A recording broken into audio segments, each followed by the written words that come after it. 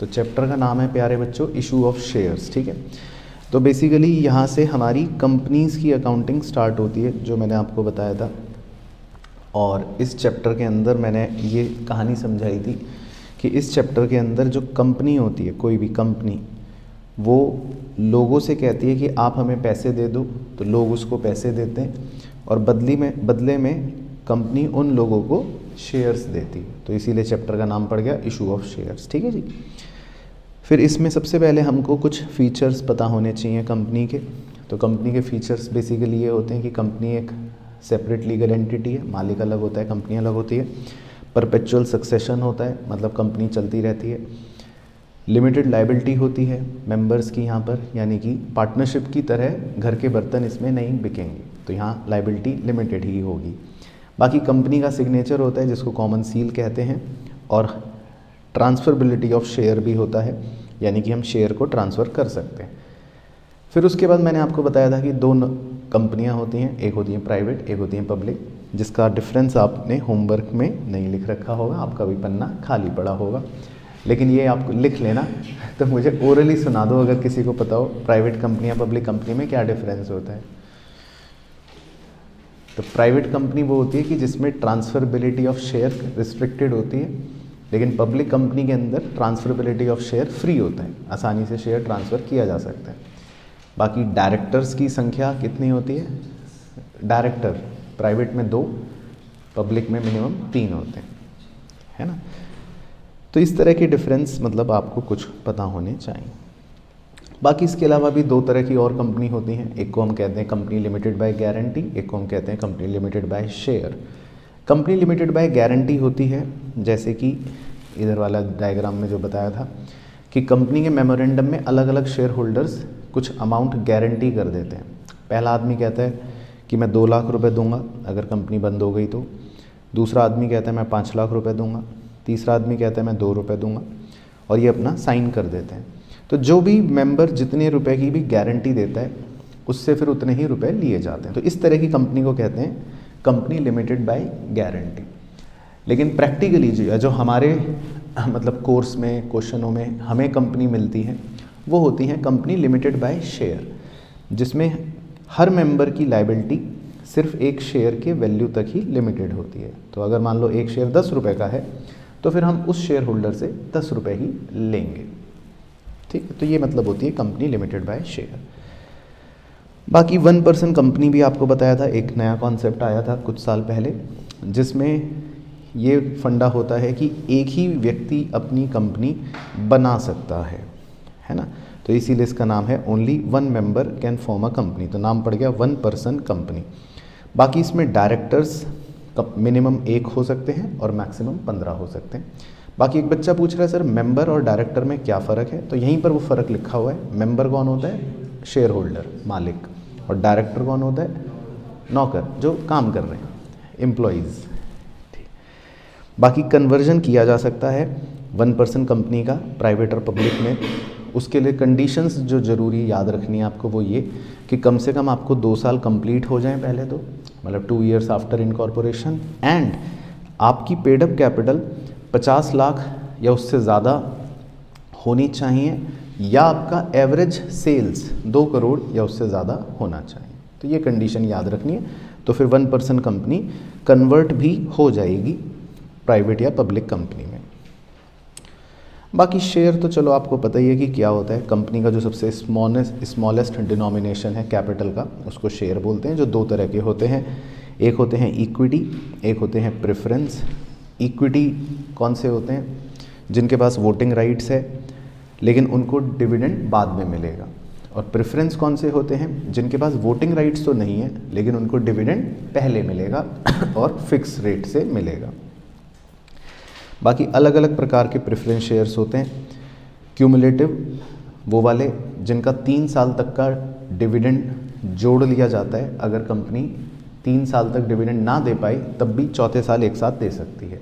Non cumulative में ये सुविधा नहीं होती। पार्टिसिपेटिंग का मतलब वो प्रेफरेंस शेयर्स जिन्हें सरप्लस प्रॉफिट के अंदर भी कुछ हिस्सा मिल जाता है, और नॉन पार्टिसिपेटिंग को सरप्लस प्रॉफिट में कोई हिस्सा नहीं मिलता। बाकी कन्वर्टेबल वो जो शेयर्स इक्विटी शेयर में कन्वर्ट हो जाते हैं। नॉन कन्वर्टेबल वो जो इक्विटी शेयर में कन्वर्ट नहीं होते हैं। रिडीमेबल वो जिन्हें रीपे करना पड़ता है, और इररिडीमेबल वो जिन्हें रीपे नहीं करना पड़ता है। हालांकि भारत में ऐसा अलाउड नहीं है। बाकी प्रेफरेंस शेयर को डिविडेंड लॉस में नहीं दिया जाएगा। एक बच्ची पूछ रही है कंपनी डिविडेंड कब देती है, तो बचपन में सिखाते हैं हमें जब कंपनी को प्रॉफिट होता है। अगर कंपनी लॉस में है तो फिर डिविडेंड नहीं देगी कंपनी। चलो तो खैर अब हम बेसिक कॉन्सेप्ट्स पे चलते हैं जो आपको लिखवाए थे। फिर फेस वैल्यू तो सबको पता है क्या होती है, नॉमिनल वैल्यू 10 रुपये मान लेते हैं एक शेयर की मिनिमम वैल्यू है। इशू प्राइस होता है कि भाई क्या पता शेयर पार पर इशू हो, यानी कि 10 रुपये का शेयर 10 रुपये में। प्रीमियम पर इशू हो यानी 10 रुपये का शेयर ज़्यादा रुपए में। और डिस्काउंट का मतलब है कि 10 रुपये का शेयर सस्ते दामों पर इशू हो। अब सस्ते दामों में इशू करना वैसे तो प्रोहिबिटेड है शेयर्स को, लेकिन उसमें एक एक्सेप्शन है। आप कौन से शेयर्स डिस्काउंट पर इशू कर सकते हो, स्वेट इक्विटी शेयर्स। तो ये मैंने आपको बताया था। और स्वेट इक्विटी शेयर्स होते हैं जो कंपनी अपने एम्प्लॉयज़ को खून पसीने के बदले में, मेहनत करने के बदले में सस्ते दाम में देती है, तो उसको बोलते हैं स्वेट इक्विटी शेयर। ये भी कहानी आपको समझाई थी। अच्छा जी, बाकी शेयर्स लमसम में इशू हो सकते हैं। लमसम का मतलब होता है कि पूरे 10 रुपये एक साथ, या फिर शेयर इंस्टॉलमेंट किश्तों में इशू हो सकते हैं, जो आप अपने सवालों में देखते ही हो, है ना जी। एप्लीकेशन, अलॉटमेंट और फर्स्ट कॉल और सेकंड कॉल। बाकी 2 कॉल्स के बीच में मिनिमम कितना समय होना चाहिए, 1 मंथ का गैप होना चाहिए। तो ऐसा नहीं हो सकता कि कंपनी ने आज फर्स्ट कॉल करी और परसों सेकंड कॉल कर ले। तो दोनों कॉल्स के बीच में कम से कम 1 महीने का गैप होना चाहिए, ये बताया था। बाकी जो आदमी पैसे नहीं देता उसको बोल देते हैं कॉल्स इन अरियर, और जो आदमी जल्दी पैसे दे देता है उसको बोल देते हैं कॉल्स इन एडवांस। और कुछ लोगों के, बदमाशों के शेयर कंपनी फोरफीट कर देती है, तो ये तो अब आपको बेसिक पता ही है। फिर फोरफीट का मतलब हो गया शेयर कैंसिल कर देती है। और जिन शेयर्स को कैंसिल करती है कंपनी, उन शेयर्स पे जो प्रॉफिट कंपनी कमा रही है या उनसे जो पैसा कंपनी ने लिया है, वो कंपनी के लिए एक तरह से कैपिटल नेचर का प्रॉफिट होता है। बाकी फिर बाद में कंपनी चाहे तो शेयर्स को री इशू भी कर सकती है। और मज़ेदार बात ये कि जब शेयर री इशू होता है तो वो पार पर भी हो सकता है, प्रीमियम पर भी हो सकता है, और डिस्काउंट पर भी हो सकता है। ठीक है जी। उसके बाद अब आते हैं जी अकाउंटिंग पर। तो ये तो अब आपके लिए बहुत बेसिक है कि सबसे पहले कंपनी एप्लीकेशन मनी रिसीव करती है, तो उसकी एंट्री हो गई bank account debit to share application. ये होती है एप्लीकेशन की डेट, जिस भी दिन एप्लीकेशन मनी मिल रहा है। फिर उसके बाद अलॉटमेंट वाले दिन, ध्यान रखना अलॉटमेंट वाले दिन 2 एंट्रियाँ होती हैं। तो देखो number 2 on date of allotment और number 3 on date of allotment. पहली होती है शेयर एप्लीकेशन के पैसे को शेयर कैपिटल में ट्रांसफ़र करने की, तो share application to share capital. और सेम डे पर कंपनी अलॉटमेंट का पैसा मांगती है, लोगों से ड्यू करती है, तो share allotment account debit to share capital. तो ये तो सिंपल सबको पता होगा। फिर उसके बाद अलॉटमेंट का पैसा जब रिसीव होता है तो एंट्री होती है bank account debit to share allotment, वो सिंपल। फिर कंपनी कॉल का पैसा ड्यू करती है, तो एंट्री होती है शेयर फर्स्ट कॉल या शेयर जो भी कॉल है टू शेयर कैपिटल। और फिर कॉल का पैसा जब रिसीव होता है तो एंट्री होती है bank account debit to share call. अब इसमें कुछ बातों का ध्यान रखना है। अगर शेयर्स प्रीमियम पर इशू हुए हैं तो फिर आपको शेयर कैपिटल के नीचे क्रेडिट साइड में क्या चिपकाना पड़ेगा, सिक्योरिटी प्रीमियम अकाउंट। ठीक है, तो ये भी बात आपको पता है। और दूसरी बात, अगर क्वेश्चन कहता है कि कैश बुक प्रिपेयर करो, तो फिर आपको उस केस में ऊपर की एंट्रियों में बैंक वाली एंट्री नहीं करनी पड़ेगी। वो बैंक वाली सारी एंट्री कहाँ पोस्ट हो जाएगी, कैश बुक के अंदर पोस्ट हो जाएगी। वो भी क्वेश्चनों में बातें आ जाती हैं। अच्छा जी, बाकी शेयर कैपिटल में हमेशा हमेशा आपको क्या लिखना है, फेस वैल्यू, ये बात भी ध्यान रखनी है। चलो ठीक है ना। तो ये तो थे बेसिक कॉन्सेप्ट्स। फिर आपको कुछ बेसिक कॉन्सेप्चुअल एग्जांपल्स करवाए थे। ये तो बस आप ऐसे ही अब देख सकते हो, इनकी ज़रूरत अब नहीं है क्योंकि अब आपको आ गया है ना। इसके अंदर calls in arrear, calls in advance, बाकी ये समझा देता हूँ जो इम्पोर्टेंट है। अब कॉल्स इन अरियर तो आपको पता ही है, कॉल्स इन अरियर का मतलब क्या होता है, जो पैसे नहीं देता। तो जैसे मान लो यहाँ पर इस आदमी ने 400 रुपये नहीं दिए, तो अब हमारे पास दो ऑप्शंस होते हैं। पहला ऑप्शन होता है कि हम calls in arrear account open कर रहे हैं, दूसरा ऑप्शन होता है कि हम calls in arrear account open नहीं कर रहे हैं। तो अगर हम ओपन करते हैं तो ओपन करने के लिए हमें कॉल्स इन अरियर को क्या करना पड़ता है, डेबिट, जैसा आप इस एंट्री में देख रहे हो। लेकिन ये क्लोज कब होगा, इट विल बी क्लोज्ड, पढ़ो या याद है किसी को तो बताओ, फोर फीचर के टाइम पे। तो कॉल्स इन अरियर का अकाउंट ओपन तो हो गया, डेबिट तो हो गया, लेकिन इसको क्लोज कब करते हैं, इसको क्रेडिट कब करते हैं, फोर फीचर के टाइम पे। तो ये होता है कॉल्स इन अरियर। बाकी कॉल्स इन अरियर अकाउंट का जो भी बैलेंस होता है वो भी हमको पता है कि वो शेयर कैपिटल में एज अ डिडक्शन शो होता है, जो भी आगे भी आ जाएगा। अच्छा, और अगर आप calls in arrear account open नहीं करते तो उस केस में फिर आप अपनी एंट्री को ऐसे भी शो कर सकते हो। तो इस केस में जब आप ओपन नहीं कर रहे तो आपको क्लोज भी नहीं करना पड़ेगा। तो मतलब आपके पास दोनों ऑप्शन है, लेकिन आप बेहतर है कि आप ओपन ही करके कर लो ताकि कोई टेंशन ना हो। इसी तरह सिमिलरली कॉल्स इन एडवांस भी होता है। अगर पैसे जल्दी मिल जाते हैं तो वो हमारे लिए एक लाइबिलिटी होता है। तो जब पैसे जल्दी मिलते हैं तो हम कॉल्स इन एडवांस नाम से इस तरह से लाइबिलिटी अपनी ओपन करके क्रिएट कर लेते हैं, टू कॉल्स इन एडवांस। बाकी कॉल्स इन एडवांस को क्लोज कब करेंगे,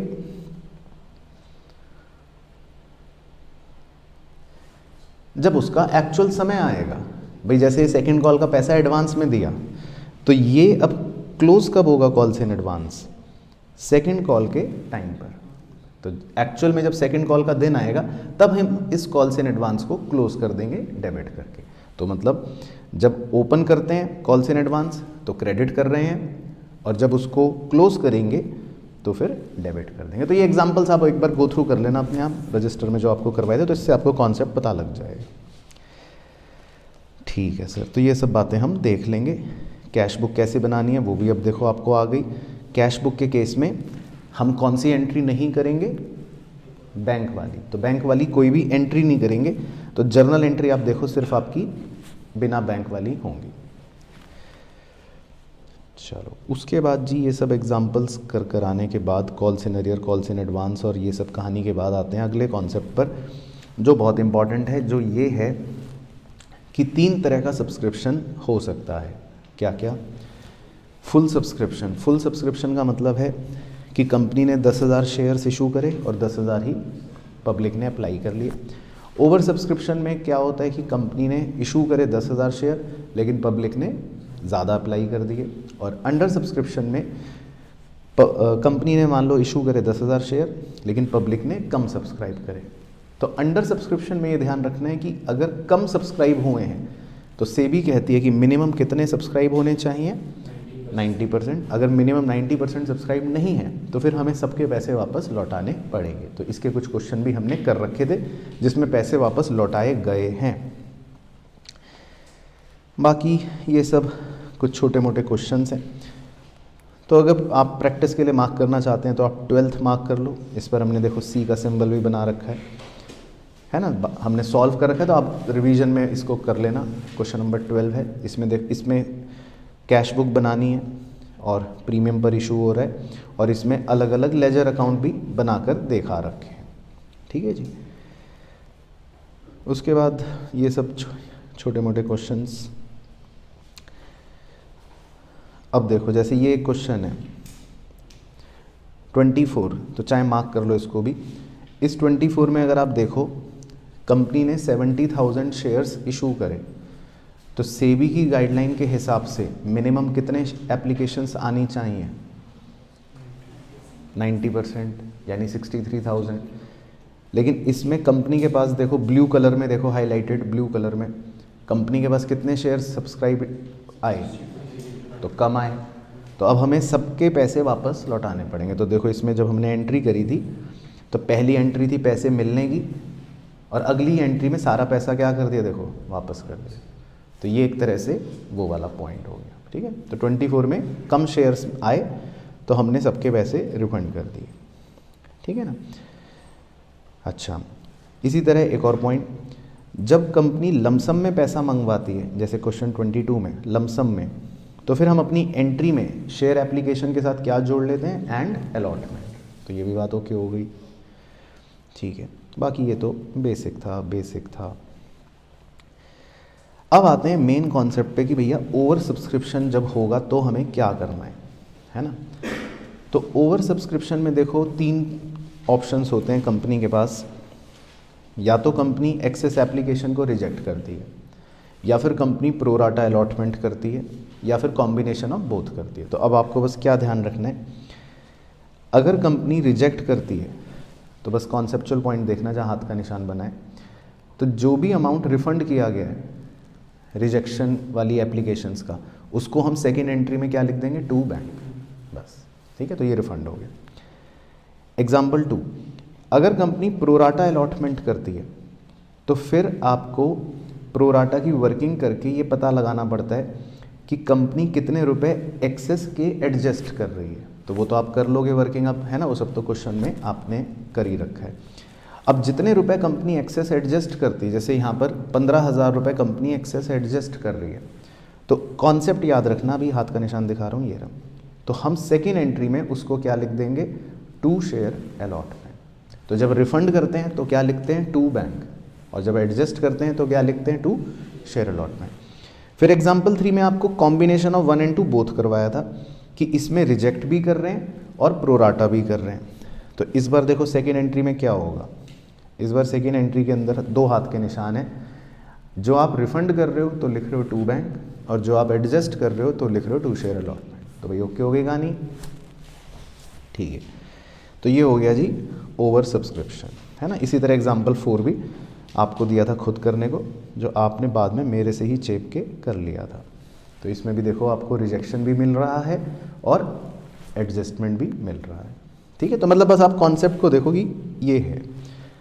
तो इस तरह से हम ओवर सब्सक्रिप्शन को डील कर लेते हैं।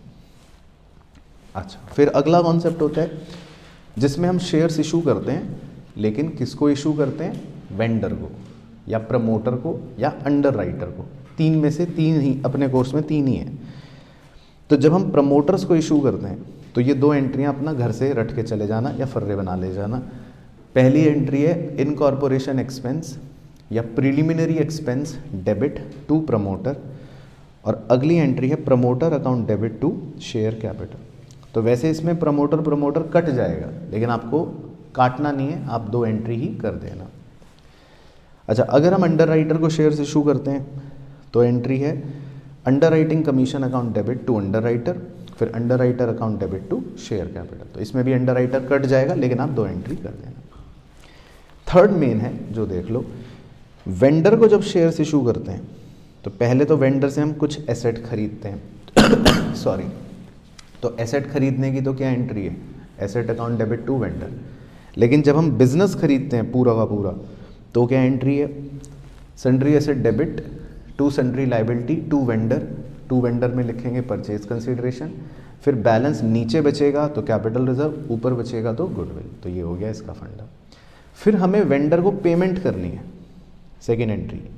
तो वेंडर को जब हम पेमेंट करेंगे तो एंट्री है vendor account debit to, cash दिया तो कैश, चेक दिया तो टू बैंक, और शेयर्स इशू करे तो टू शेयर कैपिटल जो आएगी फेस वैल्यू, और अगर प्रीमियम पर इशू करे तो to security premium.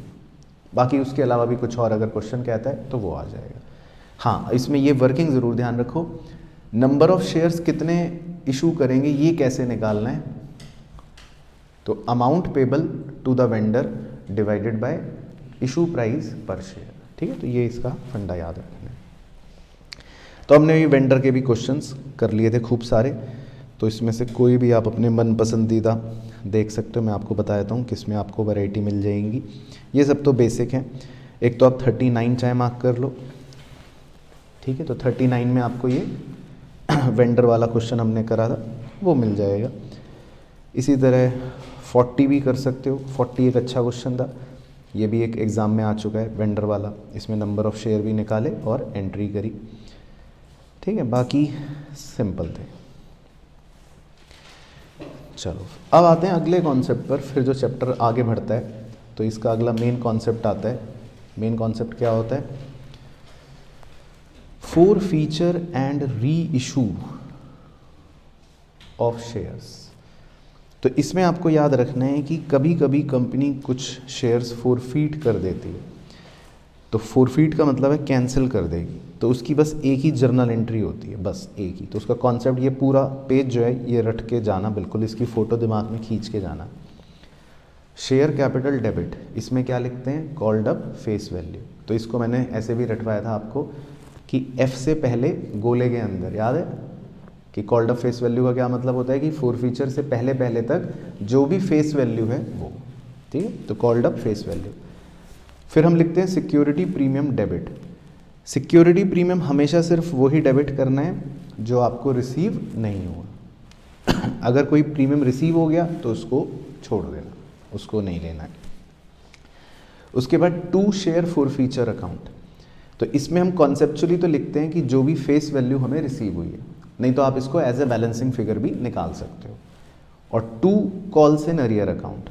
To calls in arrear account तो आपको पता ही है कि जो ऊपर हमने जहाँ भी डेबिट कर करके कॉल्स इन अरियर खोले थे, उस आदमी के यहाँ पर वो कॉल्स इन अरियर अब क्रेडिट होके क्लोज हो जाता है। तो ये मतलब हो गया शेयर फोरफीट करने का आपका बेसिक जर्नल एंट्री।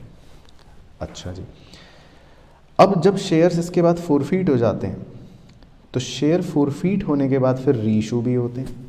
बाकी सारे बीच में डब्बा क्या आ गया, डब्बा ये आ गया कि जो सिक्योरिटी प्रीमियम होता है अगर हमें रिसीव हो जाता है तो हम उसे कैंसिल नहीं कर सकते, सेक्शन 52 कहता है बेसिकली। तो मतलब ये तो एक थ्योरेटिकल बात है। अच्छा, अब रीइशू जब भी होगा तो आपको दो एंट्रीज करनी है, वो भी देख लेते हैं। पहली एंट्री तो रीइशू की है, वो क्या है, होती है बैंक अकाउंट डेबिट। इसमें आप लिखते हो हमेशा रीइशू प्राइस। फिर आप लिखते हो शेयर फोरफीचर अकाउंट डेबिट, इसमें आप लिखते हो डिस्काउंट ऑन रीइशू, जो भी डिस्काउंट आपने दिया। फिर लिखते हो आप to share capital. To share capital में आपको ध्यान रखना है, बड़े ध्यान से मेरी बात सुनना। या तो क्वेश्चन आपको पेड अप बताएगा तो फिर आप पेड अप लिखोगे, जैसा आप अभी पूछ भी रहे थे थोड़ी देर पहले, है ना। तो उस क्वेश्चन में पेड अप दिया था 75, और अगर पेड अप नहीं दिया तो फिर आप कॉल्ड अप लिखोगे। तो वो क्वेश्चन की प्रैक्टिस से आपको समझ आ जाएगा कि ये क्या है ना। लेकिन दोनों में से कुछ ना कुछ एक दिया होगा, ये पक्की बात है। तो पेड अप दिया होगा तो पेड अप लिख लोगे, पेड अप नहीं दिया होगा तो कॉल्ड अप लिख लोगे। और अगर शेयर प्रीमियम पर इशू करा तो फिर टू सिक्योरिटी प्रीमियम आ जाएगा। तो ये सिंपल है, तो रीइशू की एंट्री। और उसके बाद फिर हम कैपिटल रिजर्व निकालते हैं। वो तो मैं मान के चल रहा हूँ कि अब आपको अच्छे से सबको आते ही, इतने सारे क्वेश्चन आपने कर ही लिए, है ना। तो एंट्री लेकिन करनी ज़रूरी है। तो 1 into number of share reissue divided by number of share forfeit minus 2 मतलब जो हमने रीइशू की एंट्री में डिस्काउंट दिया। अब एक बड़ा ही अच्छा और इसमें क्वेश्चनों वाला पॉइंट है। कुछ क्वेश्चन आते हैं कि आप मैक्सिमम डिस्काउंट कितना दे सकते हो रीइशू पर, जो येलो कलर से हाईलाइटेड है। तो इसका सिंपल सीधा आंसर है कि भाई जितने रुपए आपने फोरफीचर के टाइम पर रिसीव कर रखे हैं। तो मान लो फोरफीचर के टाइम पर हमने 3 रुपये रिसीव कर रखे हैं लेट से, तो फिर आप मैक्सिमम डिस्काउंट भी कितने ही रुपए का दे सकते हो, 3, सिंपल, ठीक है। और इसी का वाइस वर्सा क्वेश्चन आता है कि मिनिमम रीइशू प्राइस, कि आप मिनिमम कितने रुपए में रीइशू करोगे। तो इसका आंसर भी ऊपर से निकल सकता है। आप 3 रुपये अगर डिस्काउंट देते हो मैक्सिमम, तो 10 में से 3 गया, कितना बचा, 7। तो मिनिमम रीइशू प्राइस आ गया 7 रुपये। तो इसके क्वेश्चंस भी हैं जो मैं अभी आपको मार्क करवा दूंगा, वो आप करके देख सकते हो। बाकी ये सब शेयर्स को फोरफीट करना और रीइशू करना तो आपको आता ही है। अच्छा, अब शेयर फोरफीचर का मान लो लेजर अकाउंट बनाने को आ जाए, जो आपके सीबीएसई सैम्पल पेपर में भी है, तो फिर आप इस तरह से लेजर अकाउंट बना सकते हो, है ना। तो वो तो जो एंट्री करी उसी से पोस्टिंग हो जाएगी। लेकिन हाँ, इसका कॉन्सेप्ट एक याद रखना, इस खाते में जो बैलेंस बचता है वो हम शेयर कैपिटल में कैसे शो करते हैं, एज एडिशन। लास्ट में इसको एज एडिशन शो किया जाता है। और इसको निकालने का एक डायरेक्ट शॉर्टकट फॉर्मूला है जो मैंने कहा था आपको हमेशा याद रखना है, वो है ये कि जितने शेयर्स रीइशू नहीं हुए इनटू अमाउंट रिसीव्ड। तो ये भी हमने मतलब कर रखा है कई बारी, और नहीं तो कर भी लेंगे, आगे भी कर लेंगे, ठीक है ना। अच्छा जी, तो शेयर्स फोरफीट हो गए, शेयर्स रीइशू हो गए, शेयर फोरफीट हो गए, शेयर रीइशू हो गए, शेयर फोरफीट हो गए, शेयर रीइशू हो गए, है ना। तो ये सब इस फोरफीट और रीइशू के आपके किताब के क्वेश्चन है, तो आप 2-4 अगर स्पेसिफिक इसकी प्रैक्टिस के लिए अगर करना चाहो तो आप कर सकते हो। जैसे 44 है क्वेश्चन, ये एक अच्छा क्वेश्चन है, ये कर सकते हो, क्योंकि इसमें फोर फीचर के साथ साथ प्रो राटा भी मतलब क्या है, इन्वॉल्व है। तो एक अच्छा क्वेश्चन हो गया कि फोर फीचर भी है, प्रो राटा भी है, ठीक है ना। 44। अच्छा, उसी तरह 51 भी आप कर सकते हो, ये भी एक अच्छा क्वेश्चन है। 51 में आपसे पूछ रहा है कि कितना कैपिटल रिजर्व होगा, तो ये भी कैपिटल रिजर्व को निकालने पर बेस्ड क्वेश्चन है, अच्छा क्वेश्चन है रिवीजन के लिए। बाकी तो खैर सिंपल हैं, फोरफीट कर दोगे, री इशू कर दोगे, फोरफीट कर दोगे, री इशू कर दोगे, और ये सब क्वेश्चनों के अंदर आपको फोरफीट और री इशू मिल जाएगा। बाकी अब बड़े क्वेश्चंस जो हैं, जो इम्पॉर्टेंट है, जो एग्ज़ाम में 6 नंबर के आते हैं, वो कैसे होंगे, उसमें फिर आपको सारी चीज़ें करनी पड़ेंगी। तो जैसे उसमें आप 81 मार्क कर लो, ये हमने क्वेश्चन करा था। अब ये क्वेश्चन क्यों इंपॉर्टेंट है वो बता देता हूँ, या इस तरह के क्यों इंपॉर्टेंट है। देखो, आप क्वेश्चन का पैटर्न समझना कि एग्ज़ाम में वो किस तरह का पैटर्न रखते हैं। इसमें एक बदमाश होता है पहली बात, और उसके शेयर्स हमेशा प्रो राटा पे अलॉटेड होंगे, ये याद रखना है आपको। बदमाश के शेयर्स कैसे अलॉटेड होंगे, मेनली प्रो राटा पर। तो आपको उस बदमाश के लिए भी वर्किंग करनी पड़ेगी। तो समझ गए मेरी बात, वो तो फिर अब आप क्वेश्चन में खुद ही देख लोगे। लेकिन हाँ, ये ध्यान रखना कि इसमें बदमाश जो होता है वो प्रो राटा वाला कैटेगरी का बदमाश होता है, तो आपको उसकी वर्किंग करनी पड़ती है। और फिर क्वेश्चन पूरा फुल फ्लेज्ड होता है। जैसे इसमें तो खैर शेयर्स को फोरफीट करने को कह रहा है और रीइशू करने को कह रहा है, लेकिन एग्जाम में आपको पूरा क्वेश्चन भी दे सकते हैं, जैसे आगे आएंगे भी, दिखा देता हूँ। ये भी सब फोरफीट और रीइशू करने के क्वेश्चन हैं, ये भी फोरफीट और रीइशू करने के क्वेश्चन है ना। बाकी जैसे क्वेश्चन नंबर 90 आप मार्क कर सकते हो, ये फुल फ्लेज्ड क्वेश्चन है। तो इसके अंदर भी प्रोराटा कैटेगरी भी है और फोर फीचर भी है।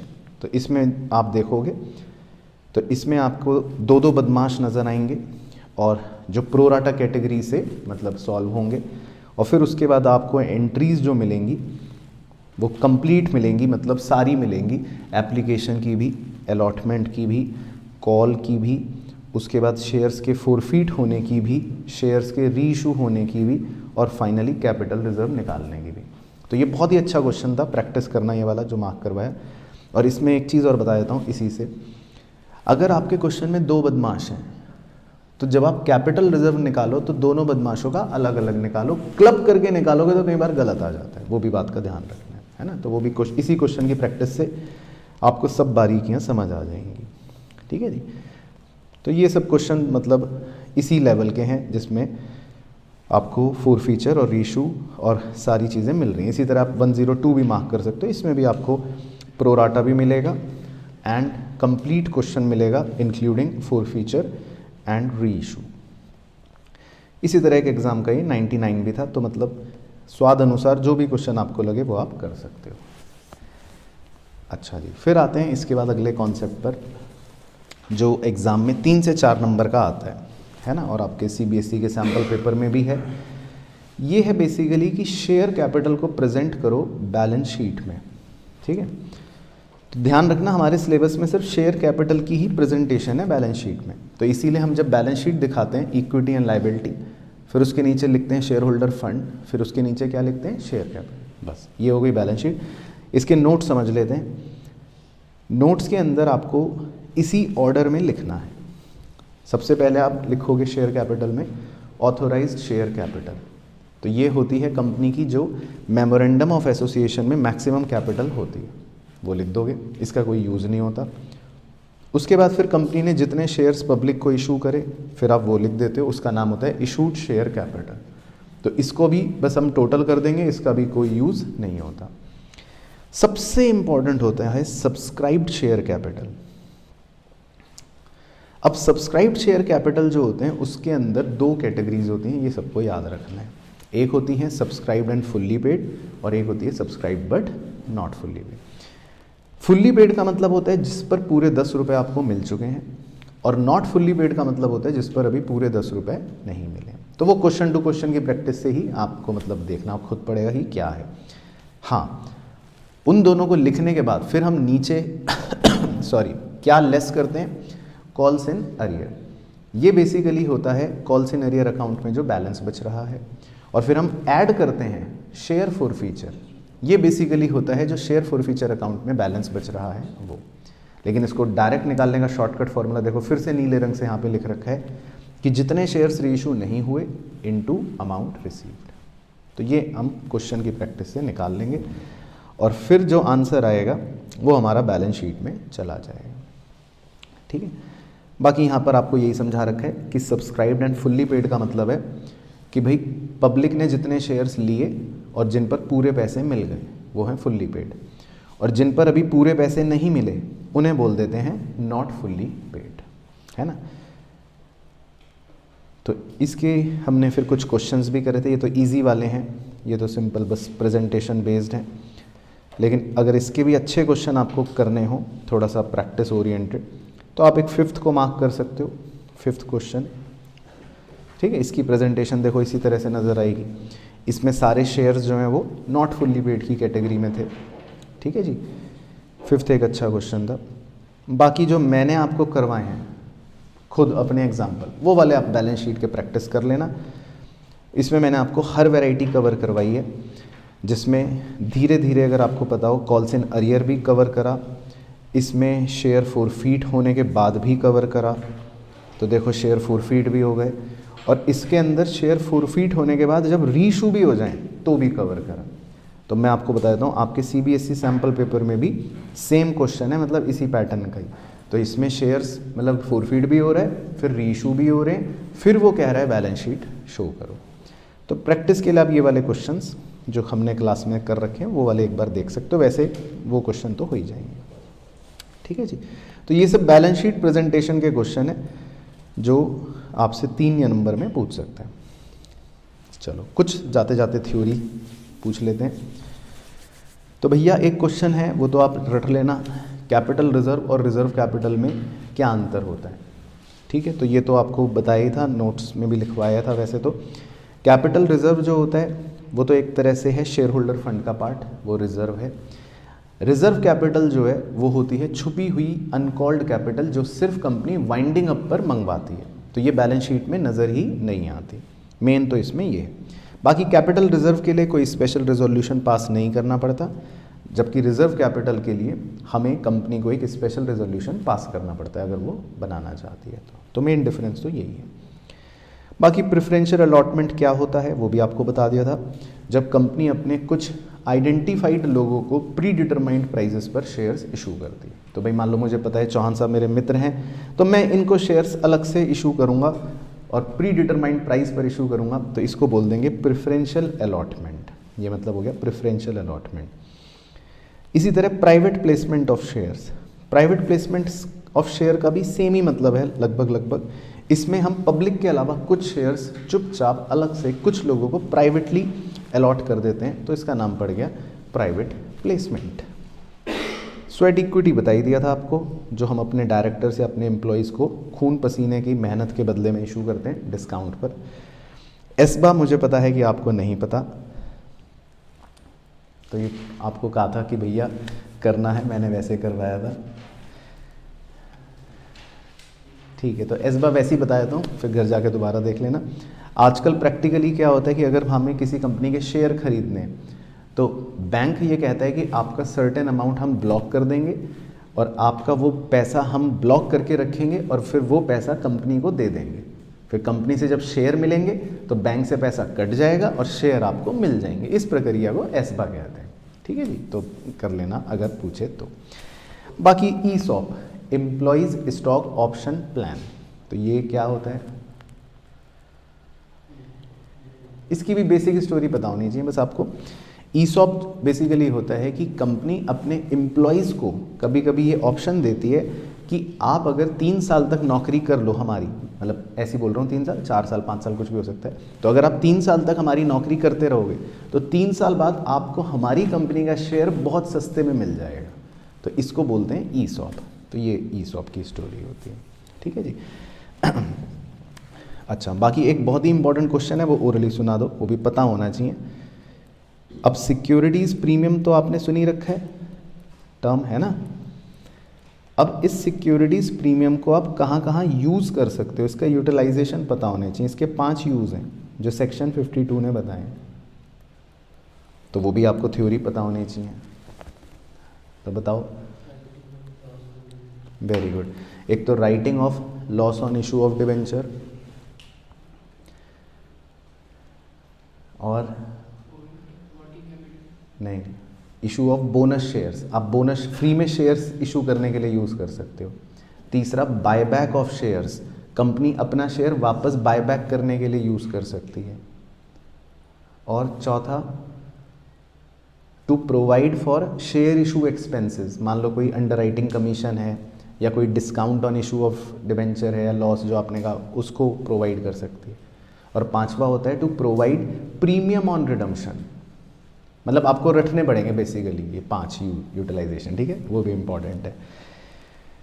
चलो ठीक है ना, बस बाकी तो खैर वो क्वेश्चन की प्रैक्टिस जो थी वो आपको बताई दी। तो ये बड़े क्वेश्चन हैं जो पहले मैंने मार्क करवा दिए, तो वो आप देख सकते हो, कर सकते हो, ठीक है ना।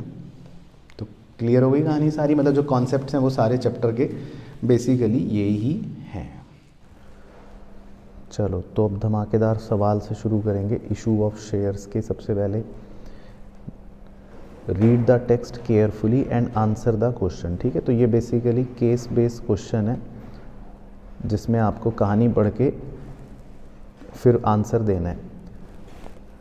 तो इसमें लिखा है Rama a shareholder who works in a Maruti Udyog limited which is a pioneer in manufacturing small cars got an invitation from the company to buy shares issued by the company under the employees stock option plan, मतलब ESOP. At first he is not interested, मतलब पहले वो interested नहीं था in buying the shares, but after compulsion from his friends he exercised his option to buy shares from the company. लेकिन उसके दोस्त ने कहा कि तुम खरीद लो शेयर्स, तो फिर उसने खरीद लिए। Afterwards he came to know this type of issue can be made to the promoters of the company for the services rendered by them to the company. बाद में उसको पता चला कि ये सेम सर्विसेज हम प्रमोटर को भी दे सकते हैं जिन्होंने अपनी सर्विस दी कंपनी को बनाने के लिए। अब आगे लिखा है वो पढ़ लो। He purchased 200 shares of 10 each at a premium of 25 whereas the current market value of the share is ₹150। तो ये उसने कहानी बनाई। अब आपसे पूछ रहा है 4 question. Number 1, the share issued to employees of the company are called as. तो जो शेयर्स कंपनी को एम्प्लॉइज़ को इशू हुए, ठीक है, उसको क्या बोलते हैं? The shares issued to the employees of the company are called as, हाँ, ESOP, ठीक है। तो ये वर्ड ऊपर भी आ रहा है वैसे तो, एम्प्लॉइज स्टॉक ऑप्शन प्लान, तो उसको हम ESOP बोलते हैं। तो जब हम अपने एम्प्लॉइज़ को शेयर्स इशू करते हैं तो उसको बोलते हैं ESOP, ठीक है। फिर second B, what type of shares can be issued under ESOP। ESOP में किस प्रकार के शेयर्स इशू करे जा सकते हैं? तो ये थ्योरेटिकल क्वेश्चन है, इसमें आपको ESOP की जानकारी होनी चाहिए वैसे कि ESOP के अंदर किस तरह के शेयर्स इशू किए जा सकते हैं। तो इसका आंसर है ESOP के अंदर हमेशा सेम क्लास के ही शेयर्स इशू किए जा सकते हैं जो ऑलरेडी इशूड हों। इसका मतलब है कि फ़र्ज़ करो मैंने इक्विटी शेयर्स पहले से इशू कर रखे हैं, ठीक है, तो अब मैं अपने एम्प्लॉइज़ को ESOP में कौन से शेयर्स इशू कर सकता हूँ? इक्विटी शेयर्स ही इशू कर सकता हूँ। अगर फ़र्ज़ करो कि पहले मैंने प्रेफरेंस शेयर्स इशू कर रखे हैं, तो फिर अब मैं अपने एम्प्लॉइज़ को कौन से शेयर्स इशू कर सकता हूँ? Preference share. या फ़र्ज़ करो कि पहले मैंने इक्विटी शेयर 5 रुपए की फेस वैल्यू वाले इशू कर रखे हैं, तो अब मैं ESOP में कौन से शेयर्स इशू कर सकता हूँ? 5 रुपए वाले। तो ई सॉप में आप हमेशा वो ही शेयर्स इशू कर सकते हो जो ऑलरेडी आपने पहले इशू कर रखे हैं, है ना। तो ये बात थ्योरी के लिए पता होनी चाहिए। तो B option is the correct answer. उसके बाद C, the value of option is. तो एक छोटा सा पॉइंट है, ये आप लिख लेना अपने रजिस्टर में, इसका आंसर बाय चांस आपसे पूछ ले तो वैल्यू ऑफ ऑप्शन एक मैथमेटिकल फॉर्मूला होता है, लिख लो। Value of option is equal to market price minus issue price, market price minus issue price. तो ये ई सॉप के अंदर एक मतलब फॉर्मूला है वैल्यू ऑफ ऑप्शन।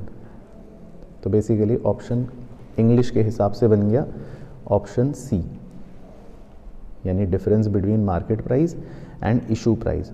और अगर वो वैल्यू निकालने को बोलता तो भी आप अपने एग्जाम्पल में वैल्यू भी निकाल सकते हो। मार्केट प्राइस भी दे रखा है और इशू प्राइस भी दे रखा है।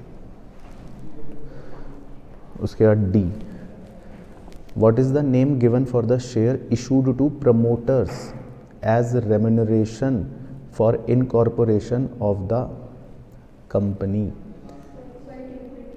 प्रमोटर्स को जब हम शेयर्स इशू करते हैं उनकी मेहनत के लिए, तो उनको क्या नाम देते हैं? बंद करो। तो नॉर्मल तो नहीं बोलते, रेम्यूनरेशन शेयर भी नहीं बोलते, सैलरी शेयर भी नहीं बोलते, एक ही शब्द है स्वेट इक्विटी। ठीक है, क्वेश्चन नंबर 2 की तरफ प्रस्थान करते हैं अब। ठीक है, तो ये ध्यान से पढ़ना अपने रजिस्टर में, चाहे बनाते रहो ड्राइंग, फिर इसका केस आएगा पूरा। तो इसमें लिखा है M paints limited invited applications for issuing 1,60,000 equity shares of ₹10 each at a premium of ₹3 per share. ठीक है, तो 10 रुपये का शेयर हो गया और 3 रुपये का प्रीमियम हो गया। The amount is payable as follows on application 6 रुपये पर शेयर इंक्लूडिंग 1 प्रीमियम। तो मतलब 5 + 1 एप्लीकेशन के हो गए। ऑन अलॉटमेंट 3 रुपये इंक्लूडिंग 1 प्रीमियम, 2 + 1 हो गए। And balance on first and final call, तो 3 रुपये हो गए। अब लिखा है application for 1,80,000 shares were received. तो ज़्यादा एप्लीकेशंस आ गई। Application for 10,000 shares were rejected, तो ये रिजेक्ट हो गए। And pro rata allotment was made to the remaining applicants. तो इसका मतलब हमने 1,70,000 एप्लीकेंट्स को 1,60,000 शेयर्स दे दिए, 17:16। Over payment received on application was adjusted towards sum due on allotment and calls. ठीक है, तो आंखें खोल के पढ़ लेना, जो भी एक्सेस पैसा है वो कहाँ तक एडजस्ट करना है, अलॉटमेंट तक भी और कॉल तक भी। बाकी all the calls were duly made, सारे पैसे मिल गए, except allotment and final call from Ankit who was allotted 3,200 share. तो अंकित ने अलॉटमेंट नहीं दिया और फाइनल कॉल का पैसा नहीं दिया। तो इसका मतलब अंकित कौन सा बदमाश हो गया? बड़ा बदमाश हो गया, जिसने पैसे नहीं दिए। हिज शेयर्स वर फोरफिटेड, बाद में उसके शेयर्स फोरफिट कर दिए। Half of the forfeited shares were री इशूड फॉर ₹43,000। आधे शेयर्स मतलब 1,600 शेयर्स हो गए, हमने री इशू कर दिए 43,000 में as fully paid up. Fully paid up मतलब वही 10 रुपये पेड अप। ठीक है, बाकी इसका मतलब सारा प्रीमियम। बिल्कुल। तो अब 4 क्वेश्चन है, तो पहले पढ़ लेते हैं। How many shares were applied by the Ankit to get 32 shares allotted. एक बताओ कितने शेयर अप्लाई करे? ए या डी नहीं, एक बताओ। अच्छा ओके, चलो तो फिर वो एक ऑप्शन छुपा देता हूँ। ठीक है, तो 3,400। ठीक है, तो 17:16 था ना रेशो प्रोराटा का, तो 3,400 शेयर्स। ठीक है, इसका मतलब उसने अप्लाई करे। चलो तो ये तो सही हो गया। थर्ड में लिखा है how much allotment money is in arrear on Ankit's default. Ankit ने अलॉटमेंट पर कितने रुपए नहीं दिए ये बताना है।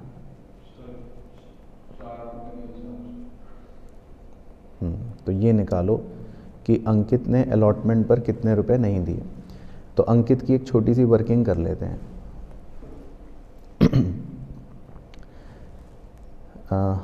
अब देखो अंकित के 3200 कितने शेयर्स थे अंकित ने जो अप्लाई करे थे 3400। तो 3400 इंटू 6 रुपये उसने दे दिए। तो कितने दे दिए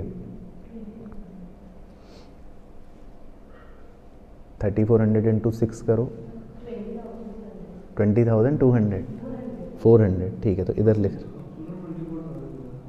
20,400 है ठीक है माइनस अब अलॉट हुए उसको 3200 शेयर्स इंटू 6 करो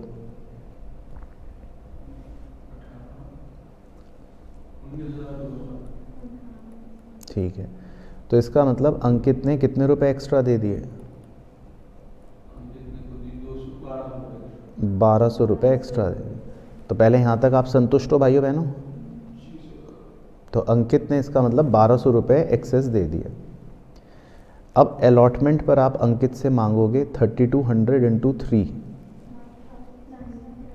9600 ठीक है। तो 9600 आप उससे अलॉटमेंट पर मांगोगे तो अंकित क्या बोलेगा कि 1200 तो मेरे पुराने एडजस्ट कर लो। तो कितने बच गए 8400। तो इसका मतलब अंकित ने अलॉटमेंट पर 8400 नहीं दिए। तो बस यही पूछ रहा था क्वेश्चन कि अंकित ने कितने रुपए अलॉटमेंट पर नहीं दिए 8400 ठीक है। चलो उसके बाद अगला what amount of the forfeited shares is transfer to capital reserve. कह रहा है कैपिटल रिजर्व निकालो। तो कैपिटल रिजर्व का फॉर्मूला तो आपको पता ही है, जो हम वन अमाउंट लेते हैं into number of share reissued upon number of share forfeit. बाकी डिस्काउंट तो कुछ दिया ही नहीं है ना, प्रीमियम पर रीइशू हो रहा है। तो बस आपको कैपिटल रिजर्व निकालने के लिए वन अमाउंट निकालना है। मतलब कि वन का मतलब होता है कि कितने रुपए आपको उससे रिसीव हुए हैं। तो वो वैल्यू निकालनी है कि 5 रुपये रिसीव हुए हैं क्या। अब देखो 5 रुपये तो रिसीव हुए हैं, वो तो बात ठीक है ना, लेकिन डायरेक्टली 5 रुपये लेकर करोगे तो गलत हो जाएगा है ना। क्योंकि एक तो उसने ज़्यादा शेयर्स के लिए अप्लाई करा था ना, तो उसने 3400 शेयर्स के लिए अप्लाई करा था और कितने रुपए दिए थे 6। तो उसने 20,400 रुपये हमें दिए थे राइट है ना। उसने कितने रुपए हमें दिए थे 20,400। तो अगर आप 20,400 लेकर सॉल्व करोगे तो भी गलत हो जाएगा क्योंकि इसमें प्रीमियम भी है। तो आपको प्रीमियम को हटाना पड़ता है, आपको प्रीमियम को हटाना पड़ता है। तो उसके पास 3200 शेयर्स है ना, और 1 रुपये का प्रीमियम है जो रिसीव हो गया। तो 3200 रुपये आप माइनस करो 17,200। तो 17,200 लिखते हैं यहाँ पर और फिर इस गणित को सॉल्व करके उत्तर निकालते हैं। तो 17,200 इंटू 1600 बटे 3200 माइनस 0 8,600। तो ये सही उत्तर आ गया जी 8,600। तो हो सकता है आप एक बार में प्रोसेस ना कर पाए हों, तो मैं धीरे धीरे बोल रहा हूँ, दोबारा प्रोसेस करना। 17,200 ये वैल्यू कहाँ से आई, दोबारा से सुनना ध्यान से। पहले इसका लॉजिक तो सबको क्लियर है कि इसमें क्या लिखते हैं, जितना फेस वैल्यू आपको रिसीव हुआ है। तो अंकित ने 3400 शेयर के लिए अप्लाई करा था और 6 रुपये दिए थे। पहले आप इससे एग्री कर रहे हो ठीक है। लेकिन इसमें 1 रुपये प्रीमियम भी है एप्लीकेशन के अंदर, ये 6 रुपये के अंदर 1 रुपये का प्रीमियम भी है, तो वो हटाना पड़ता है आपको प्रीमियम। और जब हम प्रीमियम हटाते हैं तो जितने शेयर अलॉट हुए हैं उसको 3200 शेयर अलॉट हुए और 1 रुपये का प्रीमियम हटा देंगे, तो ये गणित आपकी पूरी की पूरी बन जाएगी 17,200। ठीक है, बाकी खुद भी करके देख लेना लंबे तरीके से अगर मन करे तो आंसर कैपिटल रिजर्व का वैसे यही निकलेगा, लेकिन हमको शॉर्ट तरीके से फास्ट करना है। ठीक है, तो 8,600 इज़ द राइट आंसर। ठीक है, तो ये ध्यान रखना है, नंबर ऑफ शेयर इसी तरह लेने बिकॉज ऑफ प्रोराटा। हाँ बिल्कुल सही, वेरी गुड। उसके बाद चलो 5th है, mention the total amount of premium to be shown in balance sheet. कह रहा है इस क्वेश्चन में आप प्रीमियम कितने रुपए शो करोगे बैलेंस शीट में। तो एक बार ठीक है, तो निकाल लेते हैं। 1,60,000 शेयर्स पर कितने रुपए प्रीमियम था, 3 रुपये। तो निकालो कितना हो गया, 1,60,000 इंटू 3, 4,80,000। ओके, अब लेकिन अब 3200 शेयर पे 2 रुपये से माइनस हो गए और 4,80,000 प्रीमियम तो सिक्योरिटी प्रीमियम इशू में हो ही रहा है, बट अब इसमें 3200 शेयर्स पे 2 रुपये माइनस हो गए। 3200 शेयर्स पे 2 रुपये प्रीमियम माइनस भी होगा। वेरी गुड, शाबाश। तो ये देखो क्यों माइनस होगा भाई, सुनो बाकी बच्चे भी। जब आप शेयर फोरफीट करते हो अंकित के, तो अंकित के शेयर फोरफीट करने के टाइम पर आप सिक्योरिटीज़ प्रीमियम डेबिट भी करोगे, याद है, फोरफीचर की एंट्री तो याद होगी। तो जब आप अंकित के शेयर फोरफीट करते हो तो सिक्योरिटी प्रीमियम डेबिट भी करते हो, और इसमें आप लिखते हो कि जितना प्रीमियम उसने नहीं दिया, तो उसने 2 रुपये का प्रीमियम नहीं दिया, अलॉटमेंट वाला और कॉल वाला, तो आप डेबिट करोगे ना फोरफीचर की एंट्री में। तो इसका मतलब ये हमारा प्रीमियम कम हो गया। प्रीमियम डेबिट करने का मतलब क्या है कि ये प्रीमियम हमारा कम हो गया, तो इसको हम माइनस भी करेंगे, तो हमारा प्रीमियम कम भी हो गया। ठीक है, यहाँ तक क्लियर हो गया। अब री इशू की एंट्री बताओ। 1600 शेयर्स जो आपने री इशू करे उसकी एंट्री लिख रहा हूँ। Bank account debit 43,000, 2 share capital में तो फुल्ली पेड हो गए 1600 शेयर्स, मतलब 16,000। हाँ, तो बचे हुए पैसे क्या लिखोगे, 2 सिक्योरिटी प्रीमियम कितने रुपए, 27,000 रुपये। तो सिक्योरिटी प्रीमियम आपका 27,000 रुपये और आ गया, 5,06,000। ठीक है। तो अब सिक्योरिटी प्रीमियम 3 जगह आ रहा है, तो अपने दिमाग की बत्ती जला कर बताना, हाथ के निशान बना रहा हूँ। पहले 4,80,000 ये इशू हो रहा है, तो 4,80,000 की फिगर ले लो, माइनस कर दो 6,400 और प्लस कर दो 27,000। तो बताओ एक बार कितना है, 5,06,000। 5,06,000 दे रखा है ऑप्शन, हाँ दे रखा है 5,06,000, बिल्कुल सही। ठीक है, तो मैं यहाँ लिख रहा हूँ गणित, 4,80,000 माइनस 6400 प्लस 27,000। तो क्लियर हो गया। चलो उसके बाद अगला, अब कुछ छोटे मोटे नॉर्मल वैसे वाले सवाल है, 1 नंबरी। तो अगला प्रश्न है, amount of calls in arrear will be deducted from dash under share capital. बताइए जी, कॉल्स इन अरियर को आप कहाँ से डिडक्ट करते हैं। ठीक है, बिल्कुल सही कैटेगरी बताई, subscribed but not fully paid.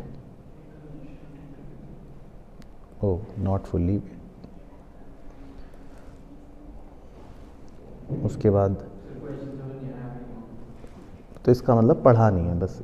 अब क्वेश्चन ना समझ आने का इस समय एक ही उत्तर है कि आपने ये टॉपिक, इसका मतलब नहीं पढ़ रखा।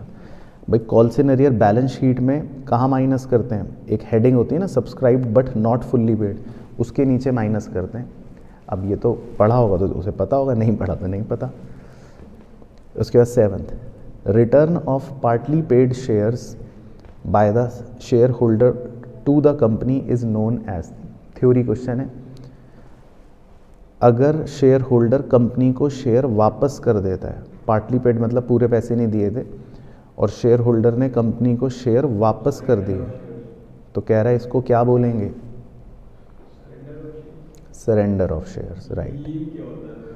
लीन मतलब तो होता है गिरवी रखना, हाँ लीन मतलब होता है गिरवी रखना, तो ये गिरवी तो रख नहीं रहे हम। फोरफीट मतलब होता है शेयर कैंसिल करना, कैंसिल कर नहीं रहे हम। रीइशू तो होते हैं वापस से ज़िंदा करना, वो भी कर नहीं रहे हम। तो आप मेथड ऑफ एलिमिनेशन भी लगा सकते हो ना एग्जाम में, अगर मान लो आपको नहीं भी पता, और नहीं तो लॉजिकली भी सोच लो। ये तो कॉमन सेंस, ये तो बिजनेस स्टडीज़ में भी बच्चे पढ़ते हैं। उसके बाद चलो 8th, which of the following statement is incorrect, मतलब आपको ये गलत वाला बताना है, ठीक है, सही मत बता। Shares can be issued at discount. अच्छा, तो ये बात गलत है। Shares can be reissued at a discount. हाँ, वेरी गुड। तो share can be issued at discount, ये बात गलत है, बिल्कुल सही, तो सही ऑप्शन है, ठीक है। उसके बाद 9th, which statement is false, मतलब आपको बताना है कौन सा स्टेटमेंट फॉल्स, वही गलत है, तो गलत स्टेटमेंट बताना है। तो पहले ए पढ़ते हैं, payment of interest on calls in advance is not allowed at all, तो ये तो गलत है, क्योंकि हम interest on calls in advance पे करते हैं वैसे, और कितना इंटरेस्ट पे करते हैं? नहीं, टेबल एफ के हिसाब से 12% पर एनम। 6% कहाँ से आ गया? वो पार्टनरशिप का कुछ भी यहाँ पे चिपका रहे। टेबल एफ मतलब कि थ्योरेटिकल रूल होता है कि कॉल्स इन एडवांस पर अगर आपको इंटरेस्ट पे करना है तो 12% पर एनम करना पड़ता है, ठीक है, तो ये पता होना चाहिए, थ्योरी है, लिख लो। इसका आंसर होगा बी। अच्छा, बाकी सब स्टेटमेंट सही हैं। A company can not raise fund beyond its authorised capital, ये तो सही है। Called up share capital is part of subscribed capital that has been called, ये भी सही है। Company can call up lump sum और इंस्टॉलमेंट अमाउंट ऑन एप्लीकेशन, ये भी सही है। हाँ, बाकी तो सब सही है। हाँ, तो बी ऑप्शन जो है मतलब वो सही आंसर हो गया, क्योंकि ए स्टेटमेंट गलत है। चलो, उसके बाद 10वां question, 10,000 shares issued for public subscription having face value ₹10, 10 रुपये का शेयर है एट ए प्रीमियम ऑफ 10%, ठीक है। The full amount was payable on application, तो लमसम पे ही सारा पैसा ले रहे हैं। Application were receive for 15,000 shares and pro rata allotment was made, तो 15,000 शेयर्स की एप्लीकेशन आ गई, प्रोराटा अलॉटमेंट कर दिया, मतलब 10,000 शेयर्स अलॉट कर दिए। तो कह रहा find the amount to be refunded, तो निकालो खुद, ये तो 1 नंबर का क्वेश्चन है, कितने रुपए रिफंड करोगे? डी लग रहा है मेरे को, तो सिर्फ एप्लीकेशन ही नहीं है, बाकी वो तो ट्रांसफर हो जाएगा। अच्छा, जब फुल अमाउंट हो पेबल ऑन एप्लीकेशन, सॉरी बताओ भाई, सेकेंड एंट्री कर रहा हूँ, share application and allotment account debit, आपको 15,000 शेयर्स अप्लाई हुए और 11 रुपये इकट्ठे मिल गए। 2 शेयर कैपिटल में तो लिखोगे 10,000 इंटू 10, 1 लाख। 2 सिक्योरिटी प्रीमियम में लिखोगे 10,000 इंटू 1, 10,000, तो बचे हुए पैसे क्या करोगे? हाँ, रिफंड ही तो करोगे ना भैया, पैसे बच गए, अब और कहाँ। हाँ, लमसम है ना, पेबल ऑन एप्लीकेशन, तो आप 55,000 रुपये रिफंड कर दोगे। तो वैसे आप बिना एंट्री के डायरेक्टली ही निकाल लेना, है ना। तो 55,000 शेयर्स जो है वो 55,000 रुपये हम रिफंड कर देंगे। उसके बाद अगला, ठीक है, ध्यान से करना ये भी। 20,000 shares issued for public subscription having face value of ₹10 at a premium of 10%. The full amount was payable on application. Application were received for 30,000 shares and pro rata allotment was made. Find the amount to be recorded in share capital account. Share capital account में पूछ रहा है कितने रुपए record करोगे। क्या formula होता है? Issued shares into face value. सही, तो 2 लाख रुपए। तो शेयर कैपिटल में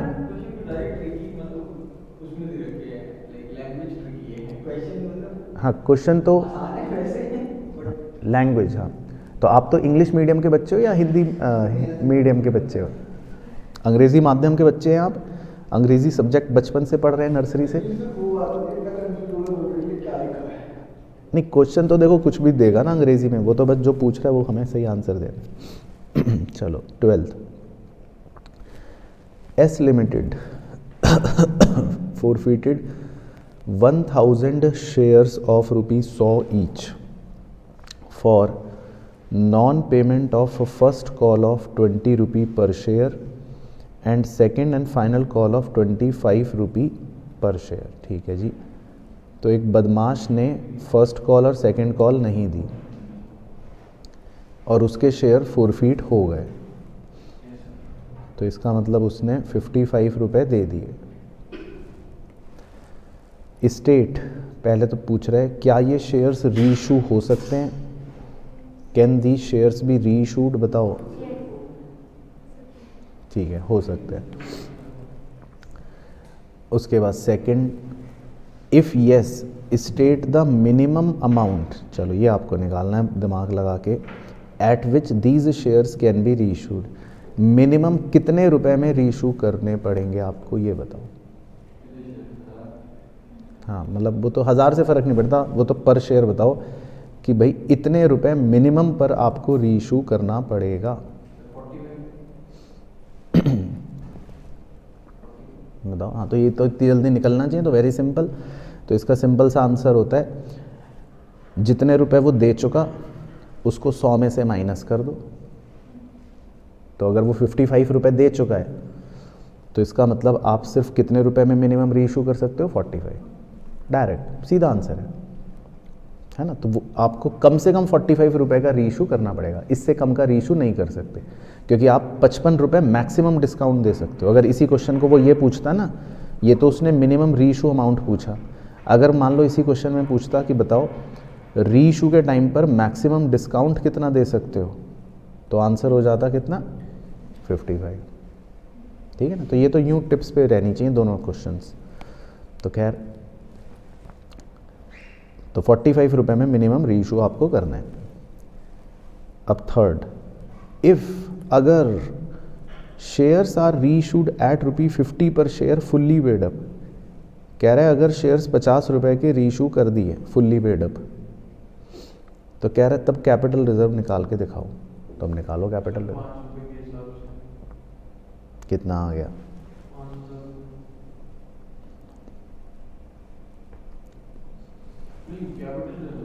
कैपिटल रिजर्व ₹5 का डिस्काउंट। हाँ, तो वैसे तो 5000 ही आ गया, बाकी करके देखना है तो देख लो। 55,000 रुपये आपको रिसीव हुए होंगे, है ना, माइनस रीइशू पर कितने रुपए का डिस्काउंट बन गया? ₹50 का। तो बस, तो कैपिटल रिजर्व आ गया 5000, है ना। तो सिंपल है। तो ये MCQ की तरह डायरेक्ट क्वेश्चन है, बस इसमें आपको वैल्यूज़ निकालनी है। तो क्लियर हो गया। तो इसमें लिखना कुछ नहीं है, बस आपको न्यूमेरिक वैल्यूज़ निकालनी। तो कोई दिक्कत तो नहीं यहाँ तक? ओके,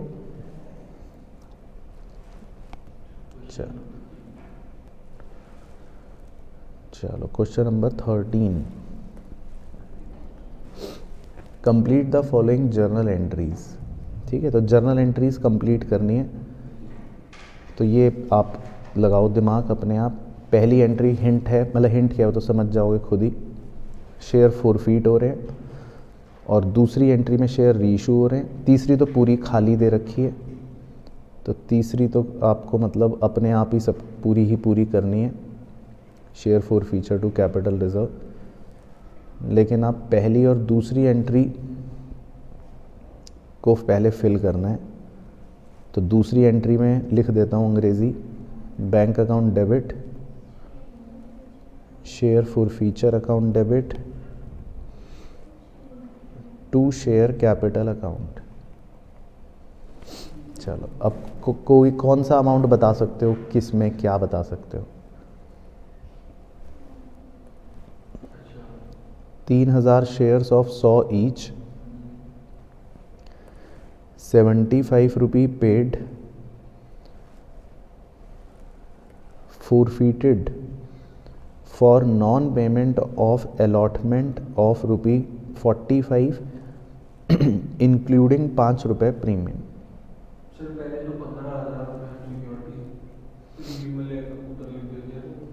क्या 15,000 किस में लिख दें? Security premium.